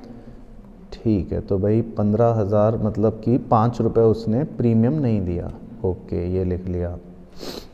ठीक है सर, शेयर अलॉटमेंट में 45 रुपीज़ था, तो 40 रुपये के हिसाब से 3,000 उधर लिख दीजिए, 1 लाख सर। 3,000 इंटू 45। 45। अच्छा, हाँ, तो प्रीमियम नहीं दिया तो वो भी तो भाई, आप तो जितना नहीं दिया टोटली तो लोगे, नहीं तो गलती हो जाएगी, देख लो 45 ही तो लोगे।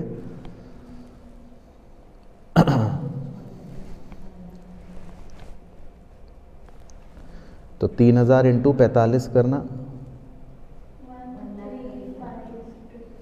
1,35,000। ओके ठीक है। उसके बाद अब शेयर फॉर फीचर को बैलेंसिंग फिगर भी निकाल सकते हो, और नहीं तो वैसे निकाल लो कि 1,05,000, नहीं तो वैसे निकाल लो कितने रुपए मिले भाई, 75 में 35, तो 1,05,000। तो क्लियर हो गया, ये एंट्री में कोई दिक्कत तो नहीं। बाकी अगर है भी दिक्कत तो आपकी कमी है अब तो। चलो अब नीचे की एंट्री में बताओ क्या फिल कर सकते हो अंग्रेज़ी पढ़ के। रीइशू करे हैं 2,000 शेयर एट ₹60 पर शेयर, तो बैंक अकाउंट में कितना लिख सकते हो? 2,000 इंटू 60 कॉमा ₹75 पेड अप, तो कैपिटल में 2,000 इंटू 75 मतलब 1.5 लाख। तो शेयर फॉर फीचर आपको बैलेंसिंग फिगर पता लग गई 30,000। अब कैपिटल रिजर्व निकालना है जी, उसका formula 1,05,000 into number of share reissued upon number of share forfeit minus 40,000। ठीक है सही है, बिल्कुल सही है, तो परफेक्ट हो गया जी। आओ जी, अगला क्वेश्चन नंबर 14 करेंगे। पूरा प्रॉपर करना है तो आपको अपने आप, लेकिन पढ़ूंगा मैं, ठीक है। अब आपकी मेहनत शुरू हो गई, अब आगे के क्वेश्चनों में मेरा काम ख़त्म। On 1 April S limited was formed with an authorised capital of 20 lakh रुपए divided into 2 lakh shares of 10 each, ठीक है। तो एक पिक्चर बनाते रहना माइंड में। तो 2 लाख शेयर्स हैं कंपनी के ऑथोराइज्ड। फिर company issued prospectus inviting application for 1,50,000 equity shares. 1,50,000 उसने इशू कर दिए, ठीक है। पिक्चर बन गई माइंड में। The company received applications for 1,40,000 equity share. 1,40,000 shares हमें को रिसीव हो गए, ठीक है। ड्यूरिंग द फर्स्ट ईयर, कह रहा है पहले साल, ₹7 वर कॉल्ड, आपने सिर्फ 7 रुपये ही कॉल करे हैं। तो इसका मतलब क्या, कि 3 रुपये जो है वो अभी भी क्या है, अनकॉल्ड है। ठीक है, उसके बाद 2 बदमाश आपकी तरह, Ayush holding 4000 share and Vikas holding 3000 share did not पे फर्स्ट कॉल ऑफ 2 रुपी। इन दोनों ने अपने पैसे नहीं दिए, तो ये हो गया कॉल्स इन अरियर। ठीक है, लेकिन लिखा है आगे, Vikas share were forfeited after the first call. तो विकास के जो 3000 शेयर्स थे वो मर गए, है ना। विकास के 3000 शेयर्स जो है वो फॉरफिट हो गए, मर गए। लेकिन आगे की लाइन पढ़ो, भगवान भोलेनाथ के आशीर्वाद से क्या हुआ, later on 1800 of the forfeited shares were reissued. लेकिन इनमें से 1800 शेयर्स फिर वापस से रीइशू हो गए, जिंदा हो गए। कितने रुपए के, 8 रुपये मतलब 5 रुपए के रीइशू करे, comma ₹7 called up. Called up तो 7 ही रहेगा, है ना, क्योंकि वो तो पूरे क्वेश्चन में ही 7 है कॉल्ड अप। तो बेसिकली ये स्टोरी बन गई, एंट्री वेंट्री कुछ नहीं करनी। कह रहा है show share capital in balance sheet, बहुत इंपॉर्टेंट क्वेश्चन है। मैं तो कह रहा है एग्जाम में इसको लिख ही लो 100%, ये क्वेश्चन ज़रूर आएगा। बैलेंस शीट की प्रेजेंटेशन करनी है शेयर कैपिटल की, मतलब, और बिल्कुल प्योर पिक्चर परफेक्ट क्वेश्चन है। ऑथोराइज्ड शेयर्स हो गए, इशूड शेयर हो गए, फिर सब्सक्राइब हो गए, फिर कॉल्स इन अरियर भी हो गया और फॉरफिट भी हो गया। और फिर कह रहा है नोट्स टू अकाउंट्स बनाओ। ठीक है, तो आपको टोटल 8 मिनट मिलेंगे अपने हुनर का प्रदर्शन दिखाने के लिए। तो प्रॉपर तरीके से दिखाना है बैलेंस शीट शेड्यूल 3 के हिसाब से, और उसके नीचे प्रॉपर नोट्स बनाने। नोट्स का मैं हिंट दे देता हूँ अगर आपको याद ना हो। सबसे पहले कौन सी कैपिटल दिखाते हैं, ऑथोराइज्ड, उसके नीचे इशूड शेयर कैपिटल, फिर subscribed share capital. Subscribed share capital में 2 parts, subscribed and fully paid, फिर subscribed and not fully paid, less calls in arrear, और ऐड शेयर फॉरफीचर, फिर आंसर आएगा। ठीक है, तो करें, फिर बताएं, फिर देखेंगे कि क्या है। चलो, तो जिनको कुछ नहीं आता उनके पास अब एक आखिरी मौका है सीखने का। मतलब मैं थोड़ा सा गंदा बना रहा हूँ, लेकिन आप सुंदर बनाना एग्ज़ाम में। बैलेंस शीट का आपको एक्सट्रैक्ट बनाना है पहले, ठीक है। तो बैलेंस शीट का एक्सट्रैक्ट तो छोटा सा ही बनेगा, 4 लाइन का। पर्टिकुलर लिखना है, नोट नंबर लिखना है और अमाउंट लिखना है। पर्टिकुलर में बस आपको 3 बातें रटनी है। सबसे पहले मेन हेड, वो क्या लिखना है, नहीं, इक्विटी एंड लायबिलिटीज़। उसके अंदर लिखना है नंबर 1 मेन हेड, वो क्या लिखना है, शेयर होल्डर्स फंड। और उसके अंदर लिखना है ए सब हेड, वो क्या लिखना है, शेयर कैपिटल। उसका नोट नंबर 1 लिखकर इसको कर दो क्लोज। बस, तो बैलेंस शीट एक्सट्रैक्ट तो ये है। फिर इस एक्सट्रैक्ट के नीचे आपको बनाना है नोट्स, जो उसने कहा कि भाई नोट्स दिखाओ। तो नोट्स मतलब आपको एक ऑर्डर की तरह लर्न होने चाहिए कि नंबर 1 शेयर कैपिटल हमारा नोट है, ठीक है। तो इसको तो अंडरलाइन कर लिया। अब इसमें सबसे पहले हमें शो करना होता है ऑथोराइज्ड शेयर कैपिटल। तो इसमें इंग्लिश लिख लो, क्या इंग्लिश लिखेंगे वो आप बताओ। बताओ क्या लिखी इंग्लिश।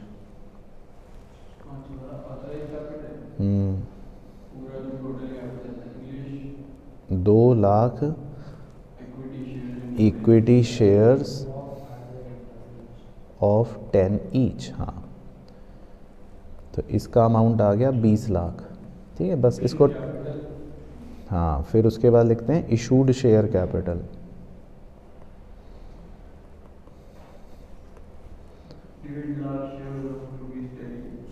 इसमें इंग्लिश आ गई 1.5 lakh equity shares of ₹10 each,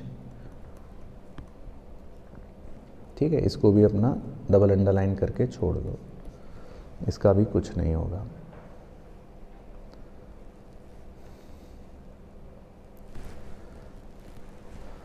okay, ठीक है। तो यहाँ तक बताओ भाइयों बहनों, पहले यहाँ तक तो ओके है।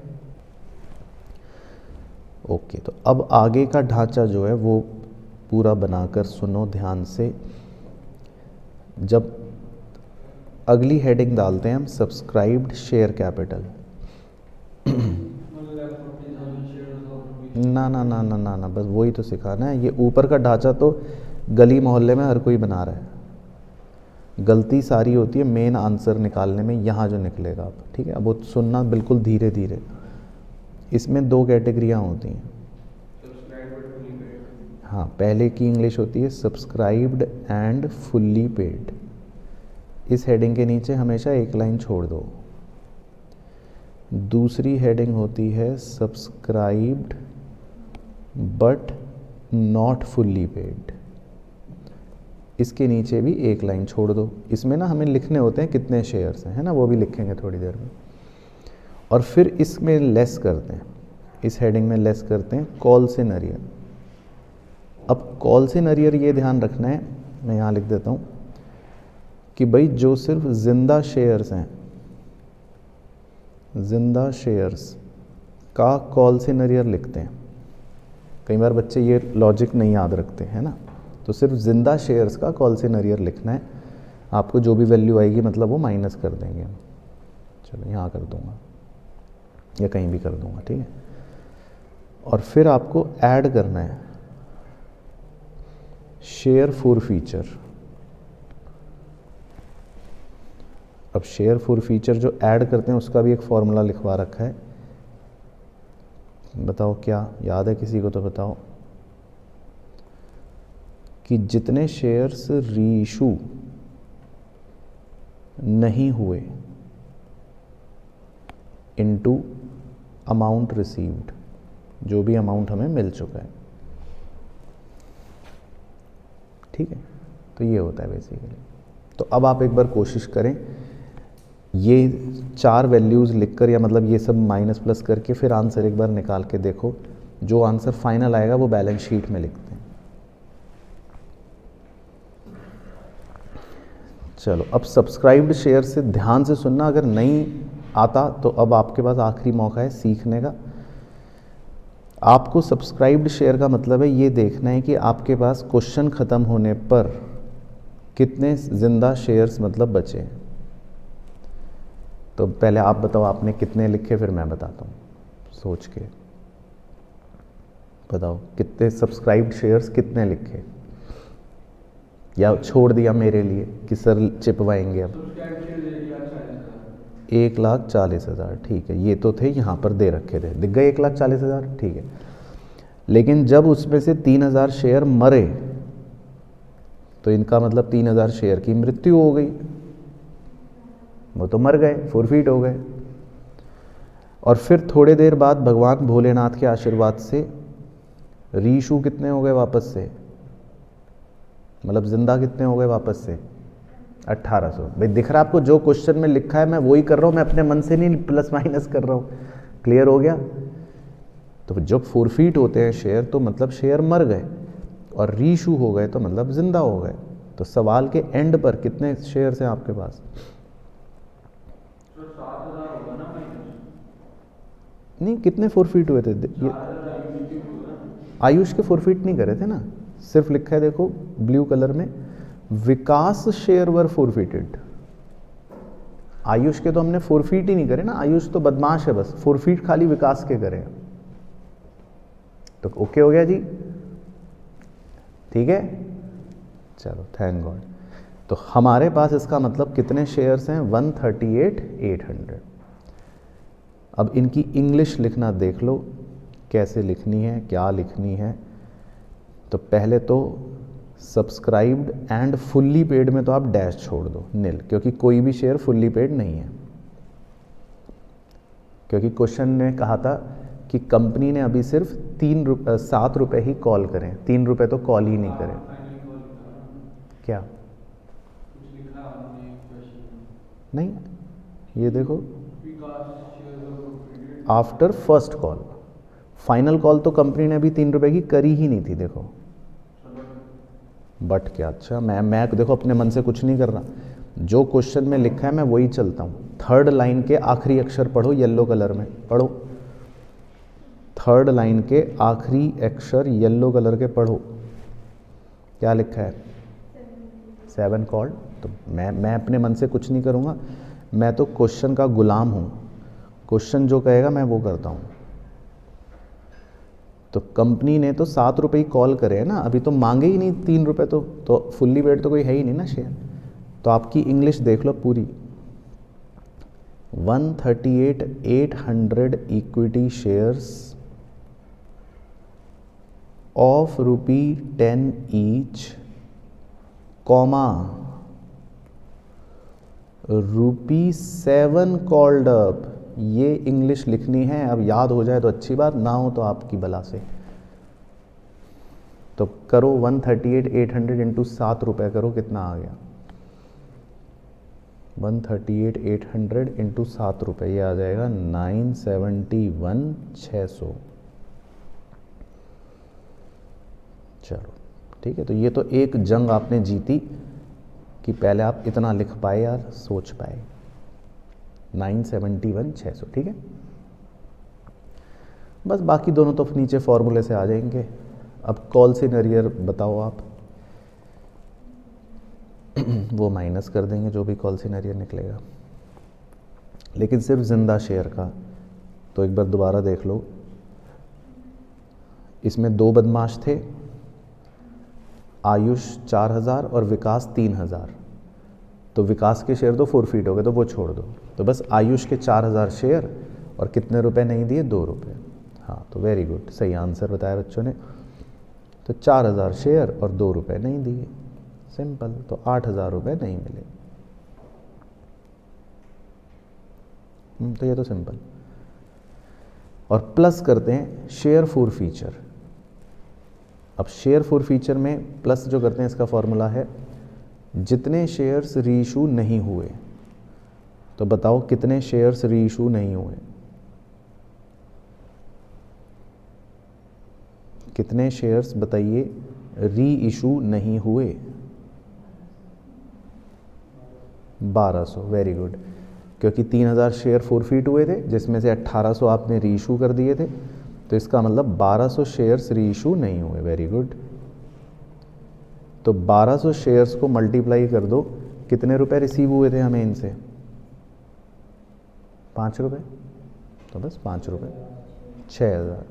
तो 6,000 रुपये जोड़ लीजिए, तो आपका उत्तर आ जाएगा फाइनल, जिसको बैलेंस शीट में चमका देंगे। कितना आ रहा है सॉल्व करके? 969,600।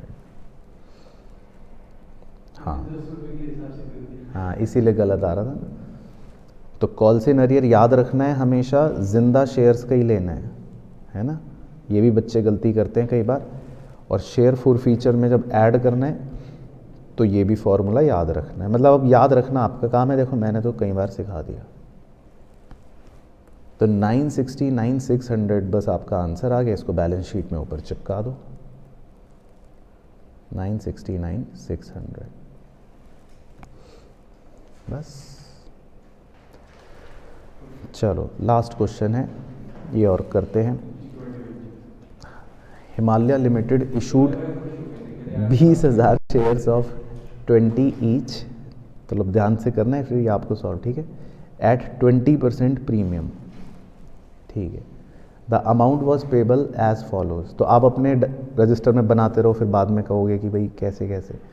5 रुपये एप्लीकेशन के, 6 रुपये अलॉटमेंट के, 7 रुपये फर्स्ट कॉल के और 6 रुपये सेकेंड कॉल के, ठीक है। तो ये बन गया जी ब्रेकअप। तो 20 रुपये का शेयर है, 4 रुपये का प्रीमियम है, ये हो गया ब्रेकअप। अब आगे पढ़ लो। Application were received for 18,000 shares, ठीक है। तो 18,000 शेयर्स के लिए एप्लीकेशन रिसीव हुई। तो देखो मतलब एक हल्की सी बारीकी बता रहा हूँ, कंपनी ने वैसे 20,000 शेयर्स इशू करे थे, और हाँ सेबी के हिसाब से 90% होने चाहिए। तो एग्जैक्ट 90 हैं, एग्जैक्ट 18,000 ही हैं। तो मतलब कंपनी बिल्कुल जस्ट मार्जिन से बच गई। अगर एक शेयर भी कम आता तो वापस करने पड़ते, पूरा क्वेश्चन आसान हो जाता आपके लिए। बच्चों वाला हो जाता, लेकिन खैर 18,000 शेयर्स हमें रिसीव हो गए। तो एक बार यहाँ बना रहा हूँ ब्रेकअप दोबारा से। उसके बाद दे रखा है तो 18,000 शेयर्स की एप्लीकेशन हमें मिली। All the money was received, सारे पैसे हमको मिल गए एक्सेप्ट, तो 3 बदमाश हैं इसमें। P holding 500 shares fail to pay allotment money and her shares were forfeited after allotment. ठीक है। G holding 300 shares fail to pay first call money and her share were forfeited after first call. और U holding 400 shares fail to pay first and second call money and her shares were forfeited. तो मतलब 3 अलग अलग बदमाशों के shares forfeit हो रहे हैं, 500, 300, 400। तो क्लियर हो गया जी question. All the forfeited shares were reissued at a discount of 10% as fully paid up. सारे शेयर्स को बाद में री इशू कर दिया 10% के डिस्काउंट पर, मतलब एक तरह से कितने रुपए में री इशू कर दिया, 18 रुपये में, क्योंकि 20 रुपये का शेयर है तो 10% डिस्काउंट मतलब 2 रुपये डिस्काउंट दे दिया, और फुल्ली पेड अप मतलब 20 रुपये। तो कह रहे हैं जर्नल एंट्रीज करो। ठीक है, तो करो, सारी जर्नल एंट्रीज करनी है। तो इशू की एंट्रियां करनी है, तो 8 एंट्रियां इशू की हो गई, 3 एंट्रियां फॉरफीचर की हो गई, 1 एंट्री री इशू की हो गई। नहीं 9 नहीं, री इशू की तो एक ही साथ करना ना। हाँ, फॉरफीचर की 3 ही तो बोल रहा हूँ। तो 8 एंट्रीज इशू की, 3 एंट्रीज फॉरफीचर की, 11, और 1 री इशू और 1 कैपिटल रिजर्व। चलो तो करो कंप्लीट क्वेश्चन है, कोशिश करो 10 मिनट में हो, फिर देखते हैं। चलो तो 1 बाय 1 कर लेते हैं डिस्कस, आप बताते रहना। तो पहली एंट्री है bank account debit to share application, ये ठीक है 90, ठीक है। फिर second share application to share capital 90, ठीक है। तो जो गलत होगी तो बता देना। Third entry share allotment account debit to share capital और 2 सिक्योरिटीज प्रीमियम, ये भी सही है, ठीक है। 2 रुपये क्योंकि फेस वैल्यू थी और 4 रुपये प्रीमियम था, ठीक है। और 18,000 शेयर थे।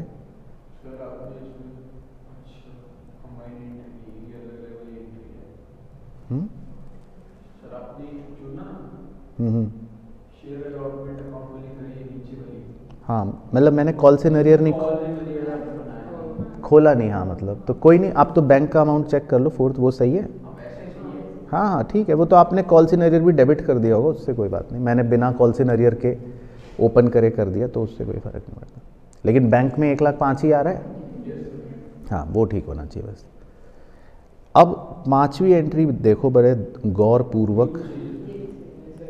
अच्छा, उसके शेयर जो फॉरफिट हुए वो सही है बिल्कुल, 500 शेयर फॉरफिट हो गए, तो शेयर कैपिटल अकाउंट डेबिट, फिर सिक्योरिटी प्रीमियम अकाउंट डेबिट,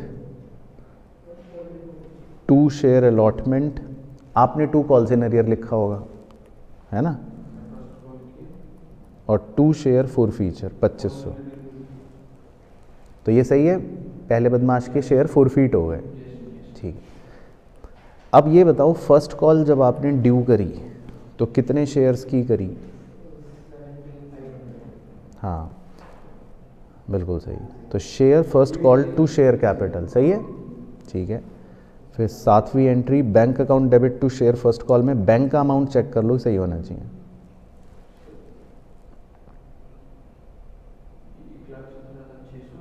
हम्म, 1,17,600। कॉल से नरियर कितना था?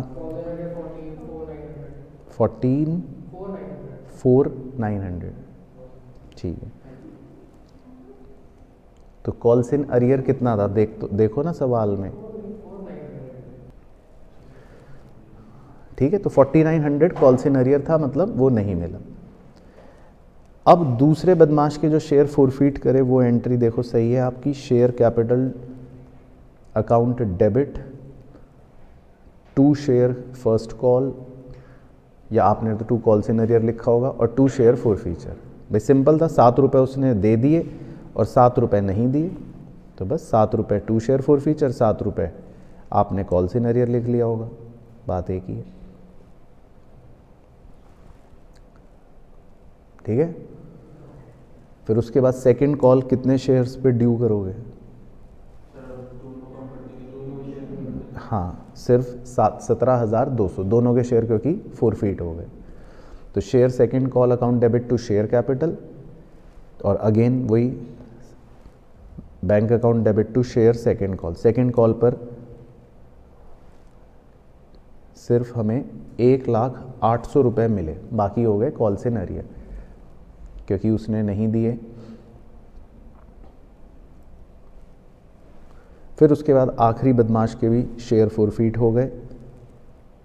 तो share capital account debit to, उसने फर्स्ट कॉल भी नहीं दिया था तो 2 शेयर फर्स्ट कॉल, उसने सेकंड कॉल भी नहीं दिया था तो 2 शेयर सेकंड कॉल, और 7 रुपये वो दे चुकी थी रिसीव, तो 2 शेयर फॉर फीचर। तो ये तीसरे बदमाश के शेयर फोरफीट हो गए। उसके बाद रीइशू की एंट्री तो मैंने आपको वैसे ही बता दी थी। खैर, बैंक अकाउंट डेबिट 18 रुपये में रीइशू करे, 12 सारे शेयर्स 1200, 2 रुपये का डिस्काउंट हो गया तो 2400, 2 share capital fully paid up तो 20 रुपये। बस फिर इसमें सारे ही शेयर्स रीइशू जो हो रहे थे वही, मतलब फोरफीट भी जो हो रहे थे वही सारे रीइशू भी हो रहे थे। तो सीधा सीधा कैपिटल रिजर्व आपको तीनों का अमाउंट जोड़कर, मतलब जो तीनों का 1 वाला अमाउंट था 7,400, उसमें से आप डिस्काउंट माइनस कर दो 2,400, तो आपका कैपिटल रिजर्व आ जाएगा 5,000। बस, है ना। तो सारे शेयर रीइशू भी हो गए थे जो फोरफीट हो रहे थे, तो सीधा 1 - 2 कर दोगे तो कैपिटल रिजर्व आ जाएगा 5,000।